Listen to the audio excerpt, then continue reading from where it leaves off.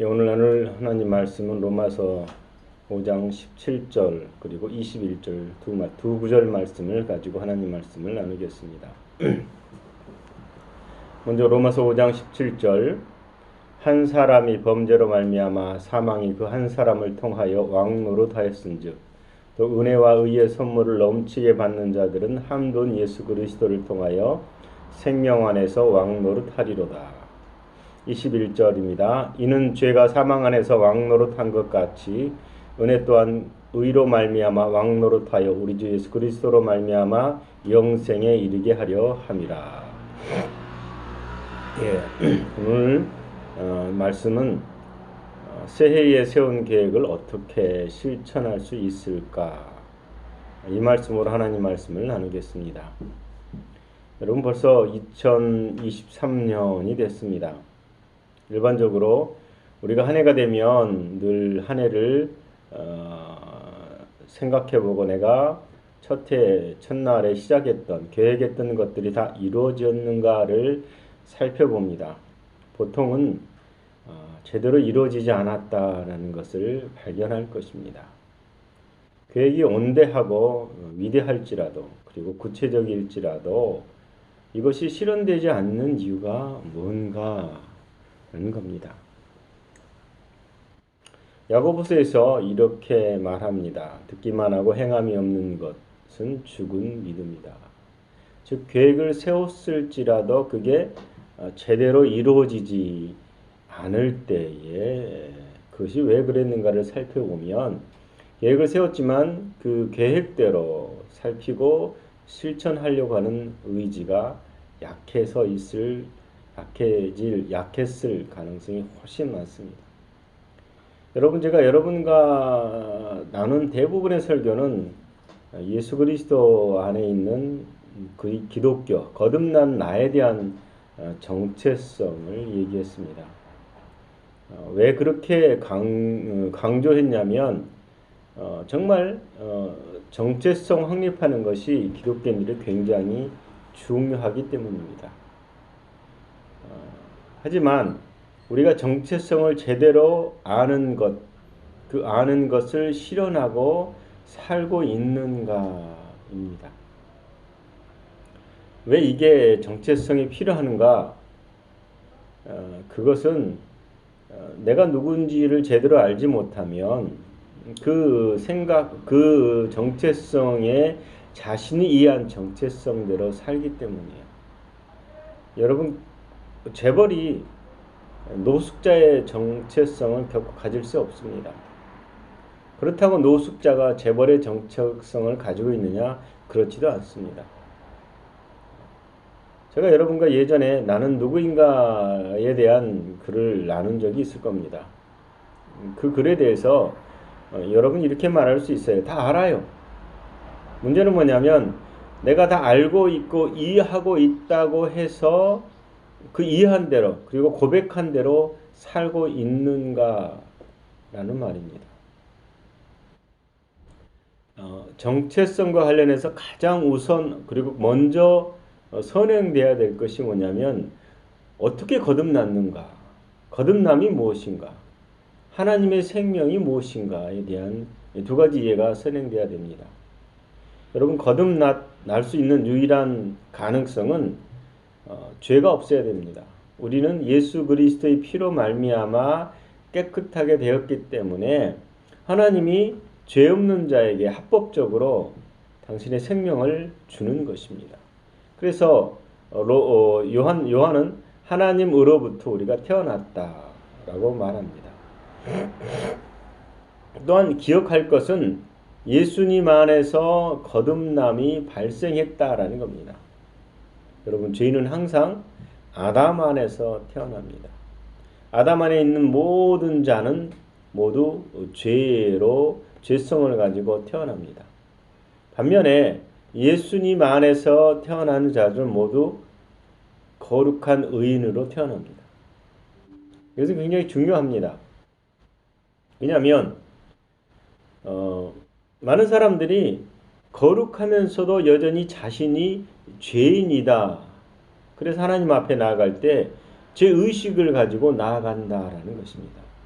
이것은 분명해야 될 것이 내가 만약 하나님 앞에 가서 제가 죄인입니다 라고 고백하는 것은 하나님이 아들 예수 그리스도를 통해서 구속하신 십자가의 사건을 스스로 부정하는 것과 마찬가지입니다. 이렇게 생각하는 사람들이 있어요. 내가 여전히 죄를 짓고 있지 않느냐. 그래 어떻게 하나님 앞에 가서 의롭다고 말할 수 있느냐. 하나님 나를 보실 때에 나의 행위를 따라서 나를 판단하지 않는다라는 겁니다.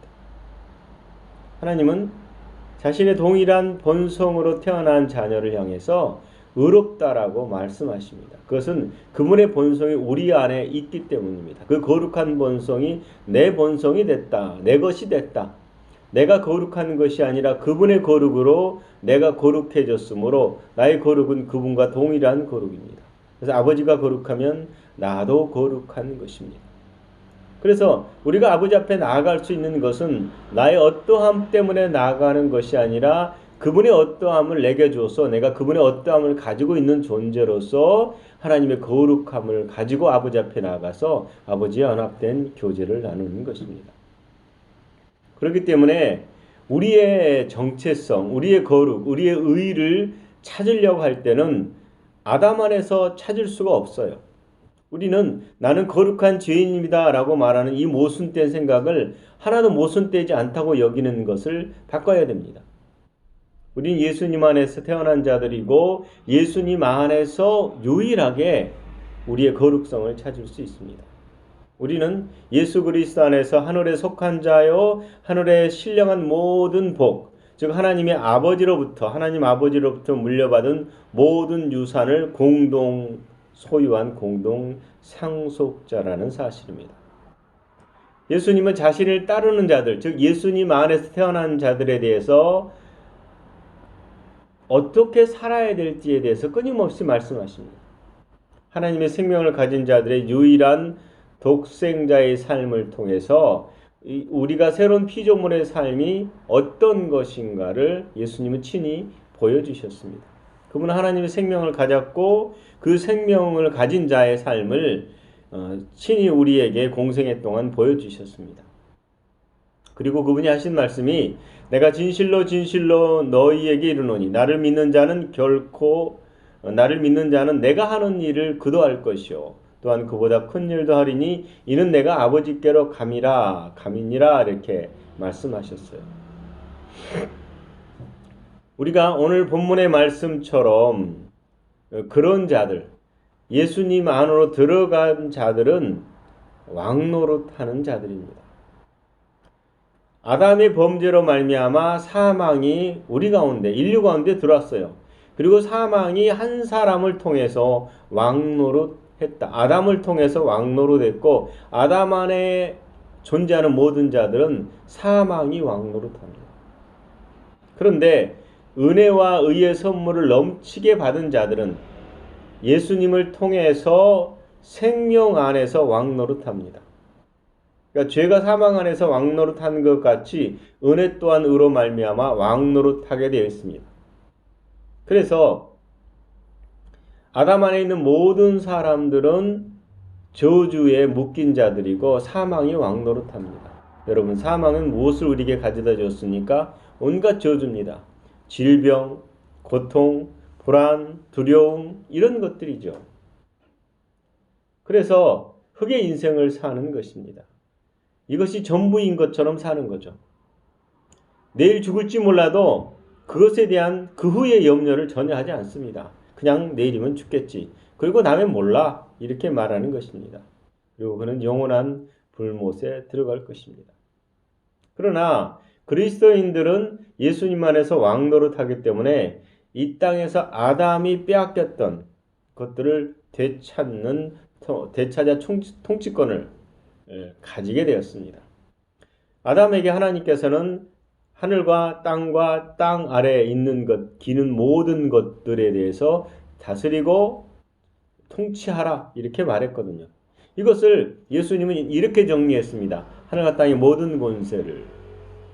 우리는 하늘과 땅의 모든 권세, 아담이 잃어버렸던 하늘과 땅 아래에 있는 모든 것들을 다시금 통치할 수 있는 왕노릇하는 자들이다라는 겁니다. 그래서 예수님 안에 있는 자들은 그리스도 안에서 예수 그리스도의 권세를 가지고 예수 그리스도의 삶을 이 땅에 사는 것입니다. 그래서 바울은 우리에게 예수 안에서 기동하며 삶을 얻게 돼 있다라고 말하는 것입니다.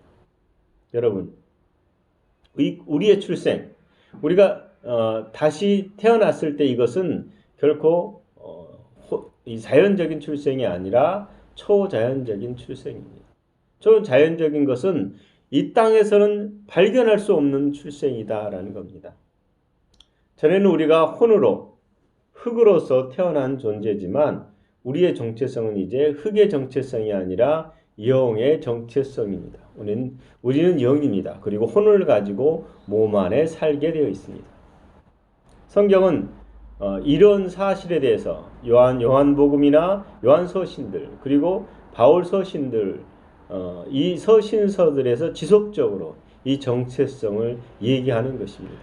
예수님이 공생애 때에 그렇게 사셨던 삶의 이유가 뭐냐? 하나님의 생명을 가진 자들이 그렇게 하늘과 땅을 통치하는 자로서 왕노릇하는 자로서 살아야 된다. 이렇게 말씀하신 것이고 그것에 대한 강조를 바울은 너의 정체성이 누구인지에 대해서 지속적으로 요한도 지속적으로 말하고 있습니다. 우리는 쫓겨났던 에덴에서 들어가 신분이 회복된 자들입니다. 그래서 그리스도인들이 정신을 차리고 다시금 아담이 완주하지 못했던 지상명령을 완수해야 되는 것입니다. 더구나 하나님께서는 너의 신분이 하나님의 자녀로 하나님의 관계를 누리기 위해서 내가 누군지를 알기를 원한다. 여러분, 에덴에서 아담이 죄를 졌을 때 그는 하나님이 오시는 소리를 듣고 숨어버렸습니다. 그런데 하나님께서는 이제 더 이상 숨지 말라라고 말합니다. 나에게 오라. 나와 교제하자. 이렇게 말하는 것입니다. 그게 왜 그럴까요? 너는 회복되었고 이제 나와 항상 동행할 수 있는 나의 자녀다. 이렇게 말씀하시는 겁니다. 하나님께서는 네가 그것을 인정하지 않으면 동행하는 것이 어렵다라고 말하는 것입니다. 성도 여러분, 우리가 이 정체성에 대한 올바른 이해를 해야 하는 것이 당연한 것이지만 이 이해로만 끝나지 마십시오. 그래 알았습니다 라고 말하지 말고 아는 것에 대한 열매 맺는 행동을 해야 된다라는 겁니다. 왜 이런 실천을 해야 되느냐라는 것은 우리가 어떤 원리나 원칙이나 진리를 발견했을 때 정말 기쁩니다.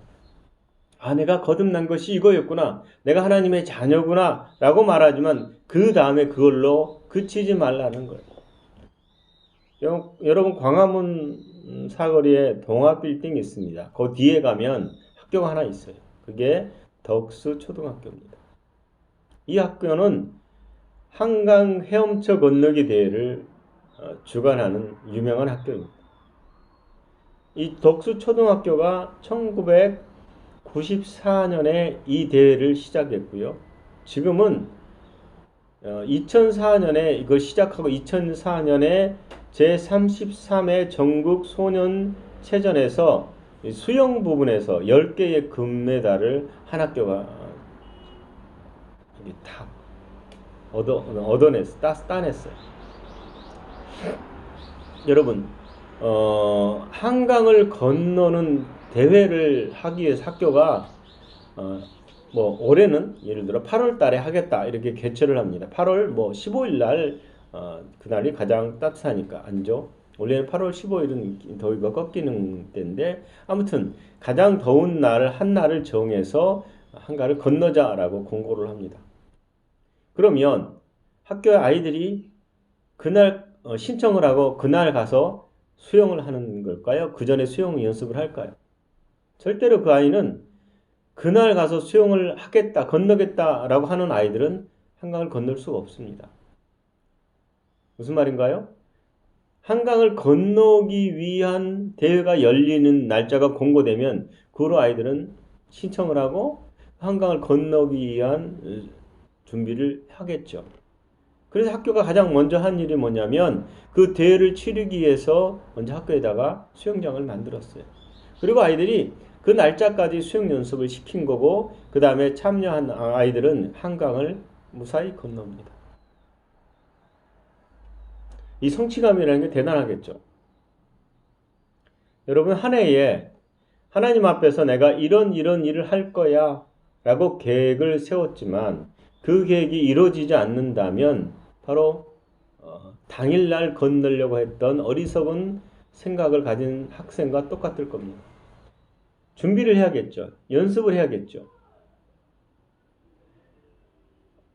제가 어떤 글을 읽은 적이 있는데요. 자녀 성공을 위해서 필요한 것은 IQ가 아니라 다른 것이었다라는 것. 그럼 뭘까요? 학교의 성적이 높은 아이들과 그렇지 않는 아이들의 차이점은 뭐냐면 그것이 사회적 지능이나 외모나 신체와 아무런 상관이 없었어요. 가장 중요한 것은 끈기였습니다. 성공을 예측할 수 있는 사람들의 공통점이 열정과 끈기였다라는 겁니다. 여러분, 끈기는 목표를 향해 오래 나갈 수 있는 것을 말합니다. 지구력이죠. 해가 지나 또 해가 지나고 꿈과 미래를 위해서 물고 늘어지는 것. 일주일이 아니라 한 달 혹은 몇 년을 걸쳐서 꿈을 실현하기 위해서 노력하는 것이 끈기일 것입니다. 노력 없이 얻는 것이 없는 거죠. 노력을 하면 반드시 열매가 맺게 되어 있습니다. 그런데 일반인들이 이런 자기계발처럼 노력해서 성공을 하는데 우리도 노력해서 뭔가 하나님에 대한 약속한 것들이 열매를 맺으겠죠. 중요한 것은 일반인들과 우리 그리스도인들의 차이가 있다라는 겁니다. 우리도 노력해야 되고 성공해야 되는 것이고 그들도 노력하고 성공해야 되는 것인데 우리는 이미 가진 것을 찾아내는 것입니다. 이방인들은 가진 게 없어요. 성취하기 위해서 죽어라 노력을 하지만 이미 우리는 애씀이 있지만 우리가 찾고자 하는 것은 있다라는 것을 알고 있어요. 여러분 광산에 아무것도 없을 때 아무것도 없다고 생각하고 광산을 파보세요. 얼마나 힘든가. 근데 어느 지점에 금이 있고 어느 지점에 어떤 광물이 있다는 걸 알면서 파면은 반드시 나올 겁니다. 그래서 파는 사람이 어떻게 파겠어요? 설렘과 기대를 갖겠죠. 아무것도 없는데 이걸 파면 어떻게 하기 힘들죠. 다시 말하면 우리는 하나님이 이미 주어진 하늘의 신령한 모든 복, 그리스도 안에서 주신 하늘의 유산을 찾아내는 것입니다. 그 다음에 이 찾아내는 작업을 위해서 해야 될 중요한 것이 뭐냐면 바로 긍정의 확언일 것입니다. 우리가 매우 부정적으로 말하거나 행동하는 것에 익숙해 있어요. 우리가 접하는 언론들 다 부정적인 얘기를 하잖아요. 우리가 듣는 말들이 대부분 부정적인 거거든요. 그래서 우리의 삶의 습관적으로 많은 부분이 이 부정적인 얘기를 하고 있습니다. 이것이 바뀌지 않으면 우리가 하나님이 예비하는 것을 누리지 못한다라는 거예요. 나는 할 수 없다 라는 말을 하지 마십시오. 성경에서는 나는 할 수 없다라는 구절이 없습니다. 하나님의 언어로 말하면 하나님께서는 내게 능력 주시는 자 안에서 라고 말했습니다. 여러분 치유받을 수 없어라는 말도 하지 마십시오. 이 확언이라는 말이 나는 치유받을 수 없어라고 말하면 치유를 못 받습니다. 근데 성경은 그렇게 말하지 않거든요. 나는 치유받을 수 있다. 왜? 주님이 채찍에 맞음으로 나음을 입었기 때문입니다. 나는 가난하지 않습니다. 근데 나는 항상 가난해 라고 말한다면 그것은 성경이 말하는 것이 아닙니다. 주님이 가난해지심으로 우리를 부욕했기 때문에 우리는 부유한 자예요. 그래서 우리가 말하는 것은 나는 부유하다 라고 말하는 것입니다. 여러분, 우리는 내가 기도하는 것은 잘 응답이 안 돼 이렇게 말하지 마십시오. 하나님은 항상 응답하시는 분이십니다. 누구든지 내 이름으로 구하는 것, 예수 이름으로 구하면 주시겠다고 말했거든요. 사람들은 구했는데 안 되는데요? 라고 말하면 그 구하는 것에 대한 목적을 분명히 찾아보십시오. 무엇을 위해서 구했는가? 그럼에도 불구하고 우리는 항상 긍정으로 하나님께 나아가야 되는 것입니다. 여러분, 왜 긍정해야 되죠?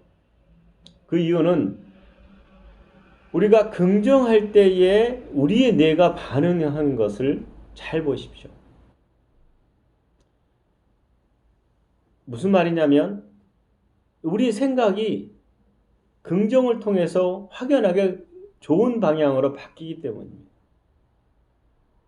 우리의 태도가 어떻게 바뀌어야 되느냐에 대해서 하나님은 주목하는 것이 우리의 마음의 영역이에요. 제가 어떤 책에서 이걸 읽었는데요. 성적이 매우 좋지 않은 학생이 있었어요.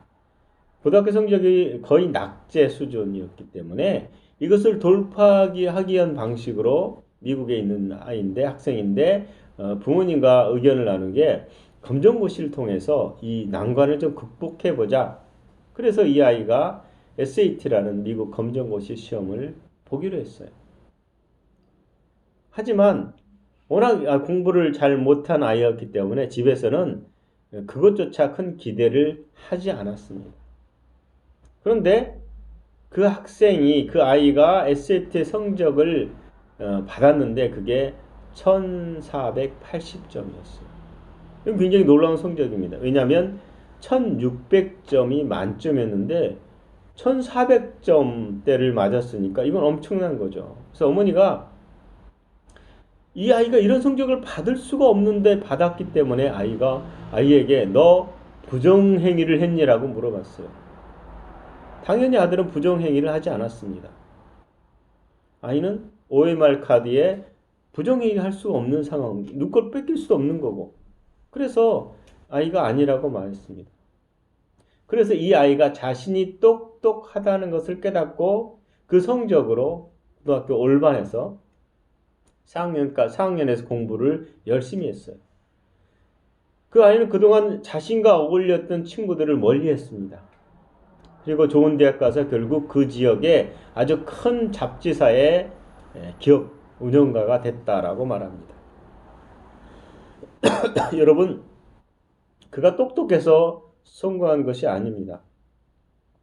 13년이 지난 뒤에 SAT 당국에서 이메일이 그 아이에게, 그에게 왔습니다. 내용이 뭐냐면 당시 시험을 치렀던 사람 중에 성적이 잘못 채점된 13명 중에 그 사람도 포함되어 있었다는 거예요. 그의 실제 성적은 1480점이 아니라 740점이었습니다. 여기서 중요한 것은 그가 1480점을 받아서 그의 인생이 바뀐 게 아니라는 거예요. 그 아이는 자신이 1480점을 받은 순간 그 1480점을 받은 사람처럼 행동하면서 삶이 바뀌었다는 거예요. 결국 마인드가 변화된 거죠. 내가 할 수 없다고 믿는 순간 우리는 아무것도 할 수 없습니다. 그러나 내가 할 수 있다라고 믿는 순간 방법을 찾기 시작한다는 거예요. 그 아이는 내가 이런 존재구나 라고 인식한 뒤에 자신과 어울렸던 자신의 삶에서 늘 놀고 막 흥청망청 공부 안 하고 이런 아이들과 손을 끊었다는 겁니다. 난 이런 아이인데. 여러분, 빛입니다. 이방인도 이런 방식으로 성공한다면, 이런 방식으로 혼을 변화시킨다면 그리스도인들은 올바른 영에 대한 이해, 거듭남에 대한 이해를 통해서 나의 존재에 대한 정체성이 확고한 생각을 가지고 나는 이런 존재구나. 그래서 로마서 12장에 있는 말씀처럼 이 세대를 본받지 않는 것입니다. 이 세상의 학문을 따라서 가지 않는 것입니다. 오직 보이지 않는 것을 주목하고 말씀을 따라서 말하기 시작해야 된다는 겁니다. 그래서 마음을 변화시키는 거죠. 마음의 심령을 새롭게 하는 것입니다. 주님이 말씀하신 것, 우리에게 주신 것이 옳다고 인정하고 그것을 내 것이라고 고백하는 것입니다. 여러분 확언하십시오. 확언이라는 게 뭐예요? 하나님의 하신 것을 동의하는 것입니다. 믿음과 불신앙은 동일한 방식으로 세워집니다. 의심하면 의심이 세워지는 것이고 불신앙이 세워지죠. 믿음은 그렇다고 인정할 때 그 믿음이 더 많은 것에 힘을 실어주는 것입니다. 하나님 말씀은 깨트려질 수 없습니다. 그래서 여러분 말씀을 고백하라는 겁니다. 저는 아침에 어제 저녁부터 두통이 계속 오고 저를 괴롭히고 그전에도 두통이 왔습니다. 정말 고민스럽죠. 어떻게 해야 되지? 어떻게 해야 되지?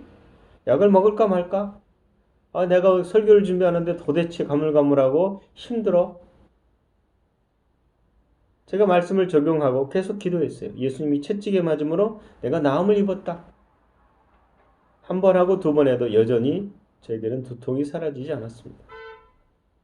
지속해서 제가 고백을 했는데 아침에 눈을 떠도 여전히 제 머리에는 두통이 남아 있습니다.